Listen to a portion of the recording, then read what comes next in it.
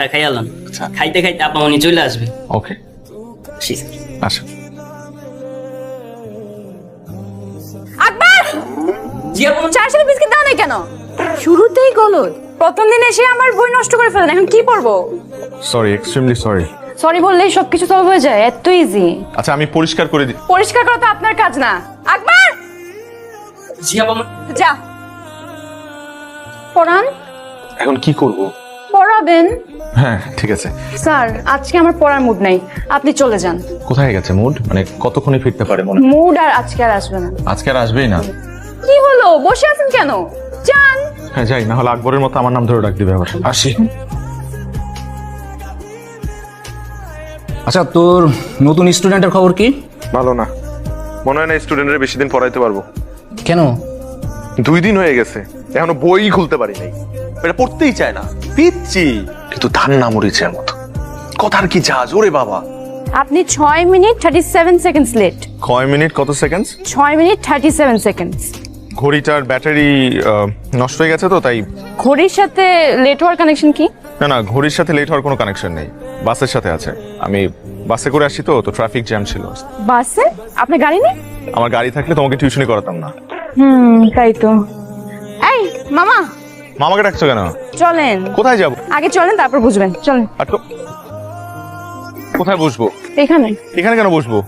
আমার এখানেই পড়তে ইচ্ছা করছে আজকে, এখানে। এইখানে পড়বে তুমি? মাই গড।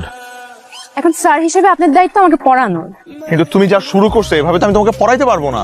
আমি চিটাগং ইউনিভার্সিটি পড়তে চাই, ঢাকা ইউনিভার্সিটিতে না। হুট করে তুমি ঢাকা থেকে চিটাগং ইউনিভার্সিটি কেন শিফট করতে যাচ্ছ? স্যার, আমার বয়ফ্রেন্ড চিটাগং ইউনিভার্সিটিতে পড়ে, বুঝতেই তো পারছি। কার বয়ফ্রেন্ড? আমার। হোয়াট? পিচ্ছি মেয়ের বলে বয়ফ্রেন্ড আছে? পিচ্ছি? আমি পিচ্ছি না। না তুমি পিচ্ছি না, তোমার বয়ফ্রেন্ড পিচ্ছি। শোনো, তোমার এখন পড়াশোনা করার বয়স, প্রেম করার বয়স না। স্যার, জেনজিরা পড়াশোনা আর প্রেম দুইটা একসাথেই মেনটেন করতে পারে। আর আপনি আজকে থেকে আমাকে চিটাগং ইউনিভার্সিটির অ্যাডমিশনের জন্য পড়াবেন, ঢাকা ইউনিভার্সিটির জন্য না। আমি তোমাকে চিটাগং ইউনিভার্সিটির জন্য পড়াতে পারবো না। আপনি না পারলেও আপনার পড়াতেই হবে। আমি বাধ্য না। আপনি বেনিফিট পাবেন। ছি ছি রা, আমি তোমার স্যার। স্যার, অন্য কিছু ভাববেন না, আমি আপনাকে টাকা বাড়িয়ে দিব। পিচ্ছি মেয়ে আমাকে টাকার লোভ দেখাচ্ছে।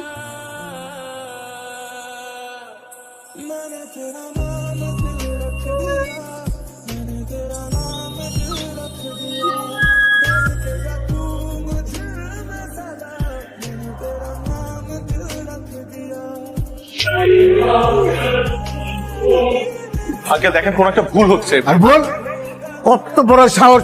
পার্কে গিয়ে আমার মেয়েকে প্রেম নিবেদন করছে, কত বড় সাহস! এই তুমি কি, তুমি এই বাড়িতে টিউশনি করো, তুমি চাকরি করো আমাদের, তার মানে তুমি এই বাড়ির চাকর?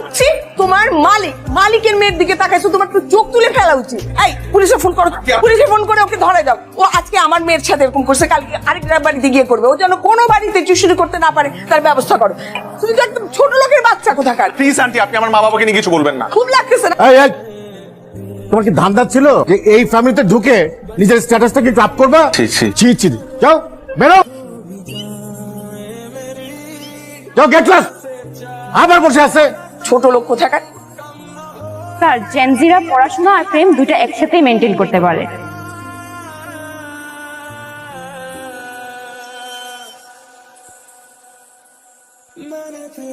ম্যাডাম, আপনি কার কাছে যাবেন? আমি রিফাত স্যারের কাছে যাব। ম্যাডাম, তার পারমিশন ছাড়া তো আমি আপনাকে যেতে দিতে পারি না। আমি বেশি সময় নিব না। কি হয়েছে এখানে? রিফাত কি হয় আপনার? বয়ফ্রেন্ড? হাজবেন্ড? জি জি, হাজবেন্ড। তো রিফাতের ওয়াইফ, আপনি নিচে দাঁড়িয়ে আছেন কেন? আপনি উপরে যাবেন, আসেন। না না, আজকে না হয় না, আজ আপনি যদি ওকে একটু কষ্ট করে নিচে পাঠাতেন আমার জন্য খুবই ভালো হতো। ও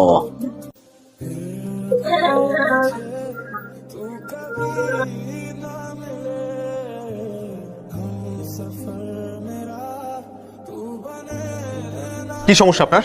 সমস্যা কি আপনার? আমাকে ফলো করতে করতে আমার অফিস পর্যন্ত চলে আসছেন, এখানে এসে সিন ক্রিয়েট করছেন কেন?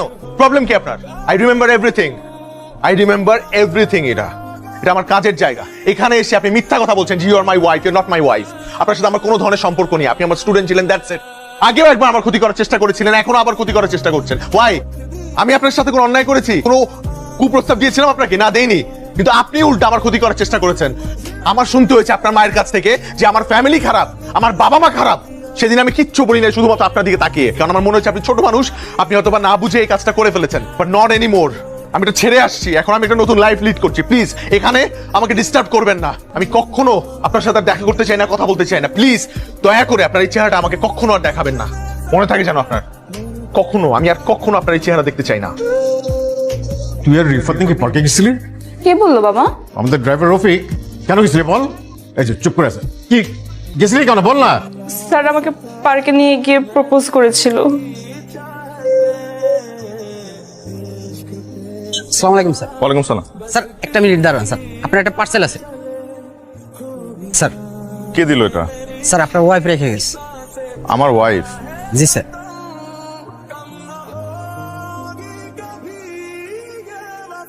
আপনি 6 মিনিট 37 সেকেন্ডস লেট। 6 মিনিট কত সেকেন্ড? 6 minute 37 seconds. আপনার তো 5টা আসার কথা। ঘড়িটার ব্যাটারি নষ্ট হয়ে গেছে তো তাই। স্যার, নিজের স্বার্থে আপনাকে মিথ্যা অপবাদ দেওয়ার জন্য আমি ভীষণভাবে অনুতপ্ত। বিশ্বাস করেন, এই প্ল্যানটা আমার না, পুরো প্ল্যানটা ছিল আমার বয়ফ্রেন্ডের। আরে কংগ্রাচুলেশনস, তুমি আঙ্কেলের সাথে কথা বলো, আমার মনে হয় সে রাজি হবে। বাবা এক কথার মানুষ, আমার তো ভয় করছে, দেখি কি হয়। আর শুনো, তোমার জন্মদিনের প্ল্যান কি? তুমি নাই কি আর প্ল্যান হবে? তুমি থাকলে হয়তো কোনো একটা বার্থডে প্ল্যান করতাম।